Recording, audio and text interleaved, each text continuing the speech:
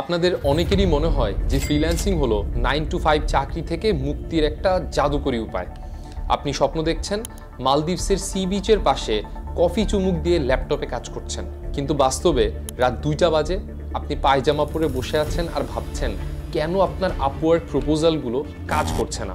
আমি এই ফেজটা পার করে আসছি।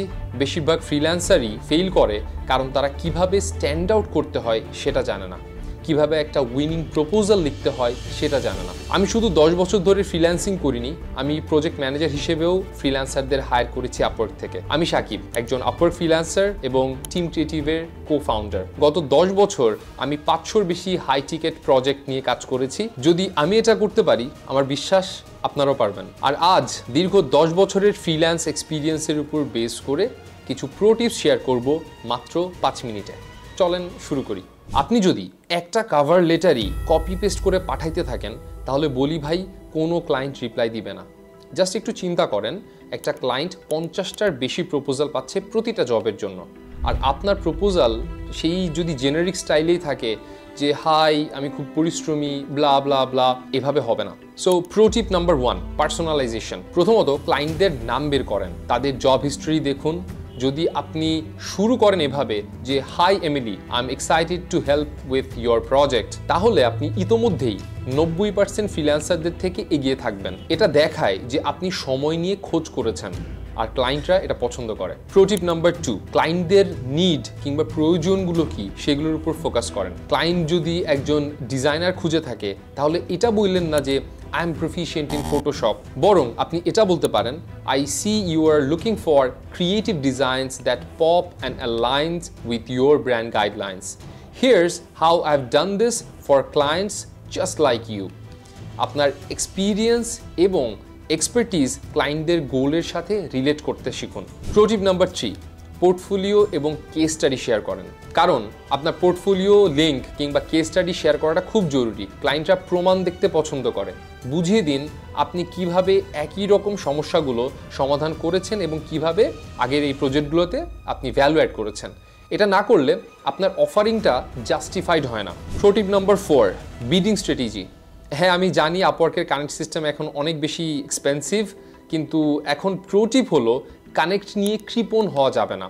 আমার অভিজ্ঞতায় যদি আমি বলি 20টা থেকে 30টা কানেক্ট যদি আপনি ব্যবহার করেন তাহলে আপনার প্রপোজালটা টপ পজিশনে যেতে পারে। আর যখন আমি ফ্রিল্যান্সারদের হায়ার করি আমার চোখ ওই প্রথম দিকে টপ পজিশনগুলোতেই যায়। হ্যাঁ, এটা ব্যয়বহুল, $5 খরচ করা শুধু জাস্ট জবে অ্যাপ্লাই করার জন্য কষ্ট লাগে ভাই, আমি বুঝি, কিন্তু বিশ্বাস করেন এটা একটা ইনভেস্টমেন্ট এবং প্রপারলি বিট করতে পারলে আপনি অর্ধেক যুদ্ধে জিতে গেলেন। প্রো টিপ নাম্বার 5, চ্যাটজিপিটি ব্যবহার করেন। আপনার পুরনো বন্ধু চ্যাটজিপিটি অনেক হেল্পফুল।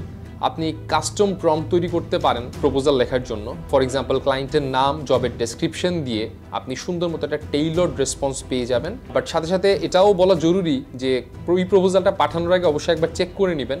মনে রাখবেন এআই একটা টুল, আপনার কোনো রিপ্লেসমেন্ট না। আমি নিজেও জব অ্যাপ্লাই করার সময় চ্যাটজিপিটি ইউজ করি to speed up the application process. Pro tip number 6, communication.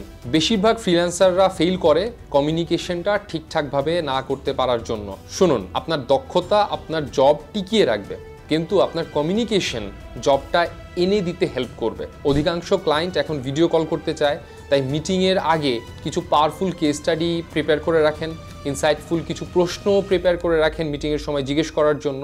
R most importantly কনফিডেন্সের সাথে কথা বলেন। আর যদি এমন কিছু জিজ্ঞেস করে যেটা আপনি জানেন না, এটা আপনার বানায় বলার দরকার নাই, আপনি জাস্ট সিম্পলি বলতে পারেন যে I am not sure about it, I will have to see this and I will get back to you on this.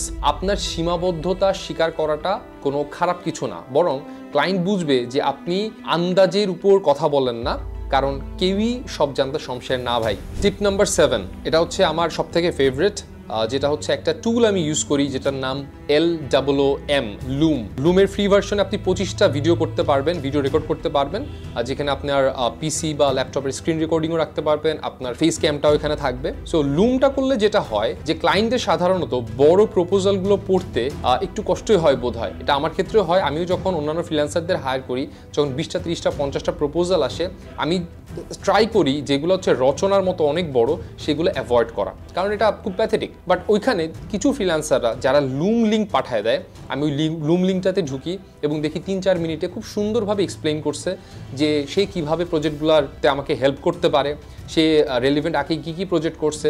So it really helps me better understand যে উনি কীভাবে কমিউনিকেট করে এবং কীভাবে আমাকে হেল্প করতে পারে।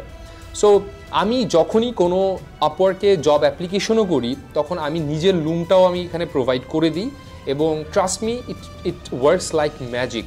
আপনি যখন লুম লিঙ্কটা প্রোভাইড করে দিবেন, ক্লায়েন্টরা বুঝে যাবে যে আপনার কমিউনিকেশন লেভেল কি, ক্লায়েন্টরা বুঝে যাবে যে আপনি ক্লায়েন্টের সময় এবং এনার্জি বাঁচাইতে যাচ্ছেন, যেটা ওরা হাইলি অ্যাপ্রিসিয়েট করবে অ্যান্ড আপনার প্রপোজালের অ্যাকসেপ্টেন্স অনেকখানি বাড়িয়ে দিবে। সো এটাই ছিল এই 7টা টিপস অ্যান্ড ট্রিক্স যেটা আমি আমার লাস্ট 10 ইয়ার্সের আপওয়ার্ক ক্যারিয়ারে আমি ইউটিলাইজ করে আসছি এবং দ্যাটস হাউ আমি হায়ার অ্যাকসেপ্টেন্স রেট প্রপোজাল আমি পেয়ে থাকছি throughout the time and you can do the same. So ভিডিওটা আমি খুবই ছোট করেছি ইচ্ছা করে, বাড়তি কোনো কথা বলি নাই, যেন আপনারা খুব কম সময়ে দ্রুত জেনে ফেলতে পারেন যে কী কী টিপস অ্যান্ড ট্রিক্স অ্যাপ্লাই করলে আপনার আপওয়ার্কের প্রপোজালের অ্যাকসেপ্টেন্স রেট বাড়ানো যায়। So if you like this video তাহলে লাইক বাটনটাতে ক্লিক করেন and don't forget to subscribe, because আপনার সাবস্ক্রিপশনটা আমাকে আরও ইন্সপায়ার করবে এরকম ভিডিও আরও বানাতে। So thank you so much, happy freelancing and let's meet in the next video.